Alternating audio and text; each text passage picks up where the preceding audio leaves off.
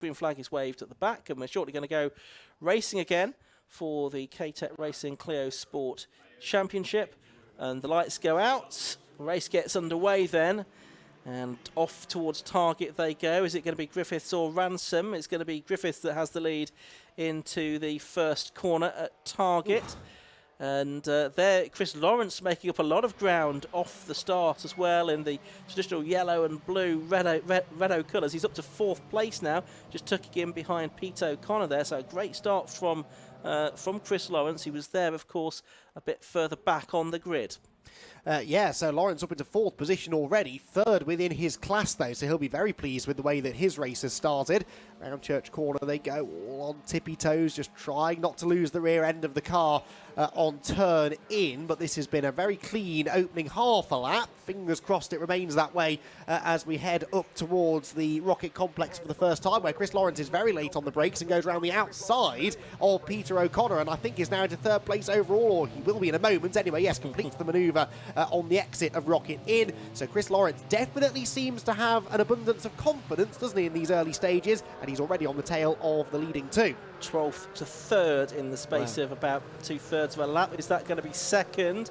Darren Ransom is halfway alongside him down into the corkscrew. Is fully alongside him. He's going to be on the outside line for the first part of it, though. Is it going to work out for the second part? Very different lines, opposite sides of the circuit, basically. And it's just about Ransom that's been able to hold on there. There's been a spin for the number 12 car. That's Matt Hipkins. He's got off onto the grass, but not really getting in the way of anybody else. There's a few cars still to come through, including Josh North, I thought, a bit further back than I might have expected to see him. But now Lawrence has got 2nd place away from Ransom over the line and up into target for the second time. So it's the 3 197s, and then it's the first of the 182s. Pete O'Connor, Stephen Richardson, I notice, is up to 6th place overall, I beg your pardon, and 2nd of the 182s. Yes, he is. So he's going pretty well in the early stages as well. But as you often see in wet conditions, some drivers just have a bit more natural confidence in these conditions than others. And Chris Lawrence certainly not lacking in that confidence. He's already starting to eat into that 1.7 second advantage that Justin Griffiths had at the start of the lap. On board with Justin Griffiths on the inset there, so you can see a nice clear view for now, but the view in the rear view mirrors not quite as appealing to him as he sees Chris Lawrence closing in.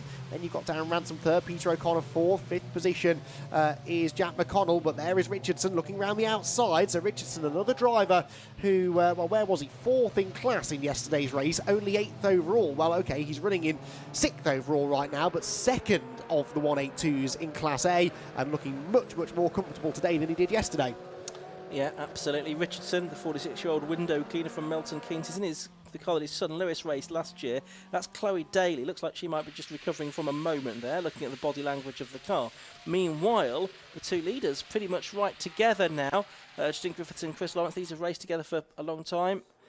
And let's see if we're going to have a battle royal here between last year's champion in the 182s and Justin Lawrence, the man who's the one to beat this season in the 197s. Through target they go. Looks like they're getting away now from Darren Ransom in 3rd place. I wonder if he might come under threat from Pete O'Connor. Different lines being taken by the two leaders into the banking. But it's still Griffiths that's prevailing for the moment. Looks like Stephen Richardson was not too far away from the back of Jack McConnell either. But here are the two leaders heading into Church Corner now. And it's Lawrence on the inside line. And Lawrence has made it through into the lead of the race at one of the most daunting corners of the circuit in very tricky conditions. So Lawrence takes the lead. Griffiths down to 2nd as they head up towards Rocket. Can Griffiths come back at him into the braking zone? You ride on board with the man who's now in 2nd place with a face full of spray heading to the top of the hill. And he's not able to make a move on the way in, but that was just much superior traction really from Chris Lawrence coming off the banking. Just much better run off the corner, and then confidence to stick it up the inside into Church, which as Ian alluded to is not an easy thing to do. So Chris Lawrence then to the lead of the race. Justin Griffiths drops down to 2nd, but can he now learn maybe from Chris Lawrence by watching him, following his lines maybe? As you can see, that's easier said than done because you can't really see. If you get in the wheel tracks of the car ahead, then your visibility is limited, but you might be able to pick up a thing or two here from Chris Lawrence and think, well, if Lawrence can carry that sort of speed through the corner, there's no reason why I shouldn't be able to do the same. Let's see, there's still over 2/3 of the race to go. Having said that, though, I'd say that Darren Ransom is now becoming more of a threat, actually, for second place. Yeah, so let's have a look at the lap times that time. It was a 1:33 for Griffiths, a 1:31 for Ransom, 1:31 for O'Connor, and 1:31 for the race leader, Lawrence, as well. So it was a slow lap from Griffiths. Everyone else a couple of seconds a lap faster. So Griffiths here, I think, is probably going to have to be more focused on keeping cars behind him rather than attacking for the lead. Ransom and O'Connor, the 182 leader, very much putting him under threat. O'Connor with the wipers going 19 to the dozen there through Church Corner, the Bristolian in that number 72 car. 41-year-old from Bristol, as I say, works in IT, only started racing last year, was 4th in Class A in last year's championship. Up towards Rocket they go. Ransom number 30. He's just ahead of him at the moment, yet to have a win this season. Might not come today, but we'll have to wait and see. He did come close yesterday, was leading for a time in the first of the race of the weekend yesterday, and there is a third race for these cars right at the end of today's programme as well. So 3 races for the Clios this weekend, as it is for the Type Rs and a couple of the other categories this weekend. Great value for money, provided as ever by the 750 Motor Club to their competitors. As watching Chris Lawrence with that half-decent lead now, coming down the corkscrew, 2nd, 3rd and 4th, really tightening up. Yes, they are. Richardson hasn't yet got past Jack McConnell, has he? So he's not really able to go and challenge Peter O'Connor for the class lead, as Chris Lawrence, perhaps unsurprisingly, sets a new fastest lap of the race. He's now 1.8 seconds up the road from yesterday's winner, Justin Griffiths, who just did a personal best lap, which was still half a second or more slower than leader Lawrence. So it really is all about this fight for second place. Now look at that, 2 more different lines you couldn't hope to see through the banking, right out to the edge of the road on the outside for Justin Griffiths. Darren Ransom takes a really tight line, but actually I think Griffiths had the right idea. Look at the way that gap has extended coming off the corner. And actually now Peter O'Connor starting to apply a bit more pressure to Darren Ransom. Doesn't really need to battle Ransom. They are in different classes, as we made the point, but if Peter O'Connor feels that he's quicker, he will, I'm sure, try to make a move, and that might well come heading into Rocket. He closes in on the number 30 car, but it does look like Ransom's a little bit better on the brakes, gets the car stopped nicely for Rocket, and manages for now to keep the leader of Class A behind him. Certainly does. About halfway through this race then, and making their way towards Peel Corner. Chris Lawrence 1.8 seconds to the good up front. He's maintained that advantage, I think, here. Justin Griffiths, as we can see on the little onboard inset, has not quite the view of Chris Lawrence in front of him now that he had. Worth reminding yourselves that Chris Lawrence started 12th on the grid for this race after that issue yesterday. So a good comeback from him. There's Stephen Richardson, just a brief view of him, but here's the race leader, reigning champion as well. Number 1, Chris Lawrence. Been racing in the Clios for a few years now. O'Connor once again, just thinking about having a look at the inside of number 30, Darren Ransom. But Jack McConnell now actually in 5th place has done the best lap of the race. He's a couple of seconds behind this battle, but gaining on it. He's in a 1:31.403. Only actually gained about a quarter of a second on the cars in front of him that time through, though. Here is O'Connor still threatening Darren Ransom for 3rd position overall. This is the battle for 3rd place. 72 car of O'Connor is shaping to the left-hand side of the circuit now. That's covered by Ransom. Up the hill, he goes to the outside line. He's going to try and outbrake him around the outside there. No.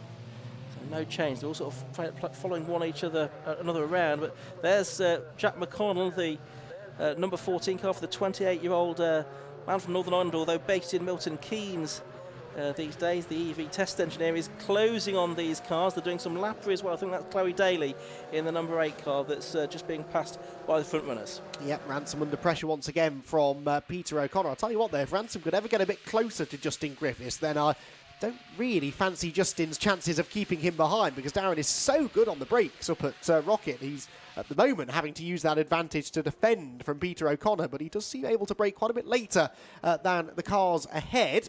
New fastest lap set by Chris Lawrence this time around, a 1:31.298. So Chris Lawrence now 2.5 seconds clear of this three-way fight. What about the pace of McConnell? He did a 31.4. So again, about 3 tenths quicker than this group ahead as they continue to battle. He is 2.2 seconds behind them, though, so it will take him the majority of the rest of the race at this rate anyway to catch up to these three, unless they really start tripping over each other, which may well happen if Darren Ransom keeps on defending from Peter O'Connor, something that Darren really doesn't want to be doing, because his fight is not with Peter, it is with Justin Griffiths ahead, but because he's defending from the 182 behind, it means that Justin Griffiths is continuing to sort of distance himself from this pair. Certainly is. Up towards the Rocket they go, into the final third of the race as well. We're on lap 7 here. As you can see, it's still Chris Lawrence with a comfortable lead, then Griffiths, Ransom and O'Connor, with McConnell continuing to close the gap, it would seem. Took another quarter of a second or so out of them last time, but I don't think he's really going to catch them by the end of the race, given this rate of progress. O'Connor is desperate to try and find a way through. He's not content to sit on a class victory here. He's alongside Darren Ransom down into the corkscrew, or he was. He's just backed it away from that now and decided to discretion the better part of valour. And I guess the thing here is he has got quite a distance back to the next car within his class, which is Stephen Richardson, who is several seconds and sort of one car behind O'Connor. Meanwhile, this is a good battle that's been going on for fourth in the 182 class. Mark Enott and Joshua North, with Max Martin not that far behind. Three of them tussling away for a position just off the class podium. It's 9th place overall that they're fighting over. The number 13 car of Mark Enott out the front of this group. These three have been together, though, pretty much since the start of the race, and they're not a million miles behind Witherington, are they? Ahead. And that gap is, what, a couple of seconds, 2.7 seconds or so. Did we see Witherington out yesterday? I'm not convinced we did, no, did I don't we? think we did, no. No, so good to see him out on track and running well in second place in class. Absolutely. Here's this fight going on for second, third and fourth on board on the inset with Justin Griffiths. Clear track ahead of him, really, because Chris Lawrence getting further and further up the road. 2.674 seconds was the gap at the start of the lap. There's Griffiths, still having to work hard to keep Ransom and O'Connor behind him. Through Peel they now turn. You've got Jack McConnell, who is still closing in on them in the number 14 car, ex-Spencer Stevenson machine that was, I think, won one race in Spencer's hands in the Clio 197s. But you can see there is a big gap between McConnell and Richardson now of about 7 or 8 seconds. Here's the battle for second, third and fourth over the line again. It's been a close battle, but we've not really seen the changes of position yet. Another new fastest lap of the race for Chris Lawrence, a 1:30.712, about 8 seconds slower than the time seen yesterday. So that just suggests the conditions are improving relative to where they were for earlier races. Ransom, I thought he was going to get up the inside of Griffiths there for second overall and within the Class B for the 197s, but that couldn't quite work out for him. He's still, Ransom, trying to fend off Pete O'Connor as well. He is a lot closer, though, to Justin Griffiths at this part of the track than he has been. Now, remember a few laps ago I said that if he could get closer into Rocket, he might have half a chance of outbreaking Justin Griffiths at the top of the hill. The problem is that he's closer to Griffiths, but O'Connor is closer to him as well. Here we go into the braking zone. Darren Ransom late on the brakes, but ultimately not late enough, and I think was probably just guarding the inside line more out of defence than attack that time around. McConnell getting closer than ever to them as well as they all continue to bunch together here. About to start the final lap, I reckon, Ian. Yeah, not too far away from that. 297 Jan Whittaker's just got himself up into 6th place ahead of Stephen Richardson as well, but those two cars in different classes. We've got 1 minute 29 seconds left on the clock, so that's less than a lap time now between to be completed. So it will be the last lap board this time, going out to Chris Lawrence, the 34-year-old mechanic from Grimsby, who started racing back in 2018, having done lots of karting before that, been racing in the Clios since then. There's traffic being dealt with as well now by the fight for second place. I don't think that's done anything to change the order, but possibly, if anything, Pete O'Connor's just lost a few car lengths to the two 197s that are battling for P2. And that takes the pressure off Darren Ransom for really the first time this race. So can he, on the final run up towards Rocket, mount a real challenge against Justin Griffiths? He's only a Clio's length behind as they turn into Church Corner, and the rear end of Griffiths' car steps away from him. This will give Darren Ransom a run, and on the final lap of the race, Darren has his best opportunity yet to try and move into second place in the the race. Up the hill they go, both very evenly matched in a straight line, as you would expect. Are we going to see a move made, though? On board with Justin Griffiths. He covers the inside line, predictably. Where is Ransom? Has he gone to the outside? The answer is no. They're still single file as they turn through Rocket, nip up the inside of another one of the slower 182s. A wave of thanks from Justin Griffiths, who now will be thinking that he's pretty much home and dry for second place. But Chris Lawrence, what a drive. Only the 11 places gained from where he started in this one, Chris Lawrence, and he looks set to win by over 5 seconds. And he did all of that overtaking in the very early stages of the race, didn't he? Through the corkscrew, he comes for the final time. 5 seconds was the lead he'd built up by the start of the final lap. It's going to be possibly even more than that now. But he is quite slow, it would seem, particularly slow coming through the final corner. Nevertheless, he's going to take the checkered flag and win for the first time this season in the 197s. A great drive that from him. Very well-deserved victory. 4.6 seconds, in fact, was the victory margin over Justin Griffiths in second, Darren Ransom in third, Peter O'Connor fourth, Jack McConnell fifth. He was only 7/10 away from O'Connor at the end. Jan Whittaker in the ex-Jack Dwayne car takes 6th place, number 297. Stephen Richardson is across the line in 7th, second of the 182s. Yes, so good race that, and Chris Lawrence, as you said, I think just coasting it home there, but seemed to have things all under control. Across the line goes Witherington to get a class podium. Then this fight for 4th, yeah, Enoch still ahead of North, ahead of Max Martin, so same positions for those three as it was for much of the race, but it was still a pretty close battle between the three of them. But Chris Lawrence will be very, very pleased with that race win. What a perfect way to bounce back from yesterday's race. Hopefully they've made the required adjustments to the ride height so that he doesn't end up losing another potential good result. I'm sure they have. And his car will be checked after the race, but hopefully all will be good and he'll be able to keep a very well-deserved win. I think regardless of what's happened through the rest of the weekend, he was the class of the field in that second race and will be looking to continue that form into race 3. Yeah, absolutely right. Final car just coming across the line now is David Redshaw in number 11. The remaining finishers have already completed their races. Matthew Poncia and Chloe Daly, 1 and 2 laps down respectively.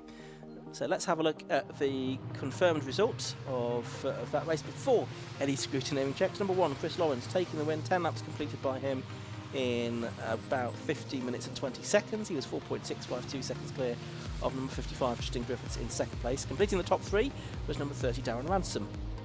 4th overall and first of the 182s was number 72, Peter O'Connor. 5th to number 14, Jack McConnell, and 6th, 297, Jan Whittaker.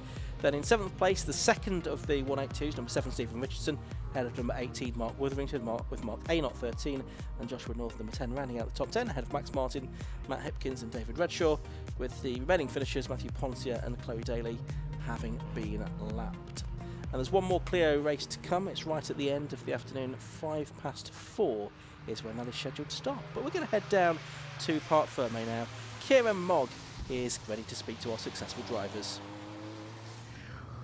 Well, thank you very much, guys. It has been an absolutely fantastic race, and we're going to jump in with the overall winner and class winner, Chris Lawrence. Chris, what a drive. Firstly, talk us through that move. Which one? The move for the lead. I just had to not do anything stupid. I knew we had a lot more pace than the other two in front. And yeah, I just had to use my head. Bring back the karting years when you have to go wider and then cut back. It brought back some memories. Come in handy at long last. We just threw a load of different setup to the car. We hadn't driven this car in the wet, so it was a bit of a guessing game. Obviously off the back foot from yesterday with a ride out issue, which we did check. We had to change that twice because it wasn't quite right, so it was a bit of a mad panic to the grid. Luckily there was a delay before us, so but yeah, I just want to thank everyone in the team. That was for them. Absolutely. Well, congratulations and a great win. Yeah, thank you. Thank you very much. We'll speak to second place Justin Griffiths. Justin, what a race from you. You had to really defend on that one. Oh my God. Say, if we had new tyres, we'd have put them on, but we've only got what we've got. So yeah, I'm keeping my fingers crossed that the Welsh gods are bringing some sunshine this afternoon. And hopefully we'll be a bit more competitive. Feel a bit more confident in the dry then? With these tyres, yeah. It's unfortunate Mr. Polly wasn't here, but yeah, I'll be going to see him very shortly. Absolutely. Well, good luck later on then. Thank you very much. Cheers, thank you. We'll grab Peter O'Connor. Now, Peter, I just want to ask a quick question. Did anybody actually tell you what class you were racing in? Yeah, it's like a hybrid, 182, 197, 200, but that was great fun, right? No flat spots, brand new tyres, car was going well. Darren drove a great race. I think I had the pace to maybe get with Chris, but yeah, good racing, all the cars in one piece. Darren did a great job, so yeah, pleased with that. Absolutely. Well, it was a fantastic race, and obviously not quite, but you won your class by a bit of a margin. That's good, right? I've done a lot of karting in slicks, right? So it kind of helps it out. So yeah, good round all round. DUS car, RSV, did a great job, so really pleased. Absolutely. Well, congratulations. Thanks a lot. Thank you very much. Anyway, next race is just going out onto the grid, so don't go anywhere.